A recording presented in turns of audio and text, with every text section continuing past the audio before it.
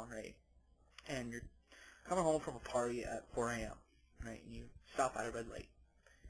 And there's absolutely nobody around, right?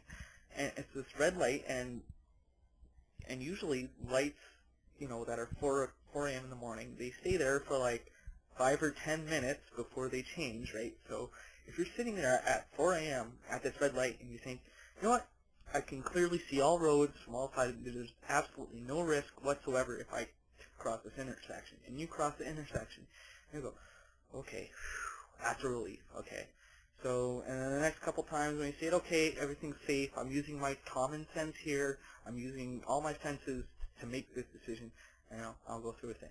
And then what happens is one night, you come across this red light, and there's a complete stranger sitting there across the street, who may be smoking a cigarette or walking somewhere, right? And then suddenly you go, ooh, maybe I shouldn't do this. What is that guy going to think about me? Oh no. Well, is what some stranger on the street thinks about you, is that really going to have an effect on your life? I mean, come on. I mean, Jesus Christ. The decisions that people make, and the fear that they live in is so ridiculous sometimes. I can't even stomach it. I want to, slip my wrist sometimes. No, I'm not serious. I won't slip my wrist. But anyway. But yeah, this is the kind of mentality, right? Is that if you're afraid, people are going to use that, right? If you're really passionate about something, all right, people are going to use that to their advantage to manipulate it, okay?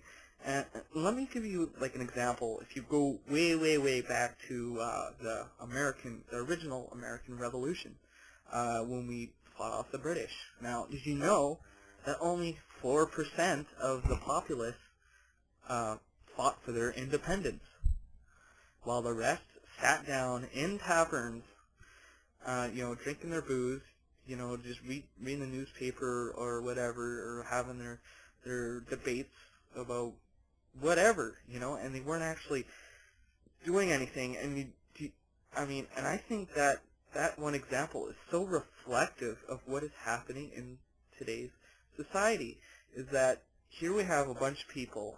We're a whole population of people. These are a handful of people that are trying to manipulate us, and all we're doing is just sitting on our asses debating about whether they should swear on television or not. Come on. Are people so fucking stupid? Jesus Christ. I hate to harp on you people, but really, fuck, just think about what you're believing, right? And so critical thinking is the ability to not, is to use these sources around you of these freedom fighters, and, hey, you know what, I may not agree with everything that guy says, but I like that thing. I'm going to use that. I'm going to use it for myself, right? The next thing you do is you spread this very meme. Tell it to everybody is that, critical thinking, don't fall into the wayside of just following some guru blindly just because he says what you want to hear. Sure, Mom Paul's probably not a bad guy, but if we imagine the worst case scenario, if you say he gets assassinated and people really rise up, whoever's at the top elite, controlling the government and controlling the mainstream media, they're just going to use an example like that to their advantage by turning that into a fear or manufacturing a fear, and then America's going to get fucking destroyed if people are continually follow these gurus, even if they do stand up for the right things. So what everybody has to realize is that, we're all human beings. We all have the same potential brain capacity. Fuck what Mensa says, for fuck's sakes. We all control our own destiny despite what anybody else says, right?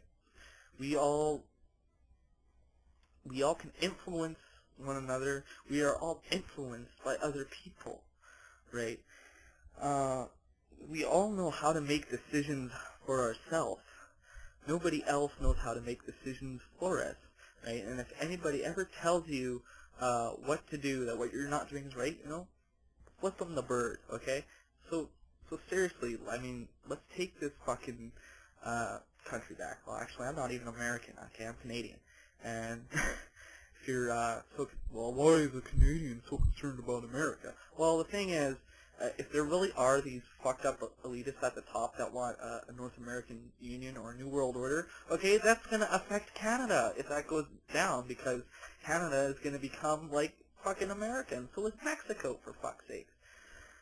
I mean, so here are a few things that, like, if you agree with what I'm saying, and you agree with what the pro-thinker guy is saying, is to, not just, get swayed by just because of someone's message, but actually go to the real root of what is going on and do something about it, right? So if you agree with that and you are for critical thinking and free, like, individualism, what you can do is you can use the same tactics that these elitists use to try to enslave us to take them out. I mean, get involved politically and don't suffer the money, don't buy into any money corruption, stick by your principles, right?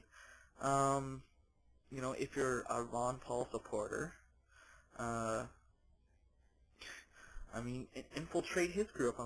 You can become a delegate, and I'd much, even if Ron Paul is a bit of a puppet, and he's just playing into this, into these elitist hands to start this revolution so that they can fucking destroy America. I mean, you guys can influence, the Ron Paul campaign by becoming delegates, right? And if you're a pro-free thinker like me, right? Get involved politically, and get you and your friends in on Congress, or get elected, or do whatever you can so you can be there to change the laws and to do the same thing, much the way these Illuminati or Zionist people infiltrate, the government to screw us.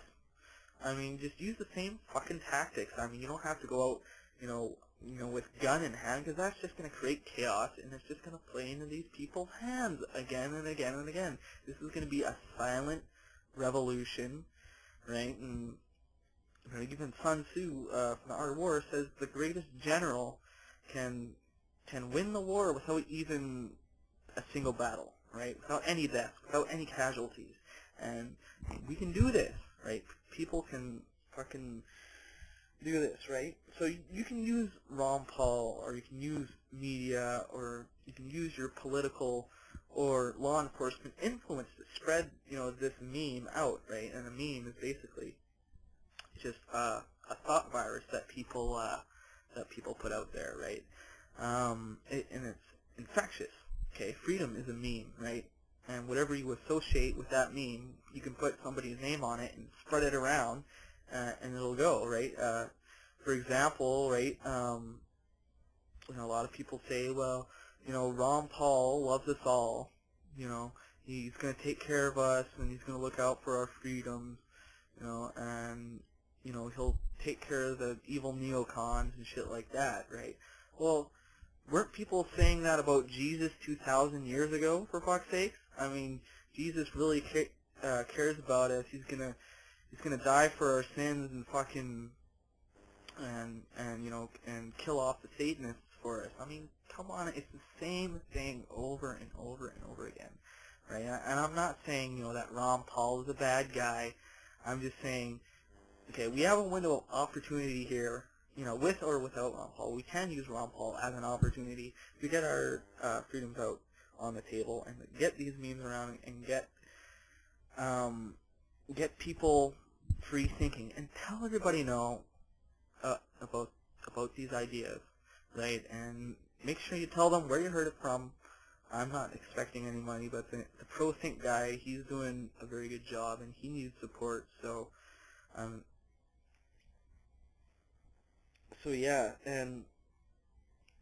just like, don't let people manufacture your fears for you, okay?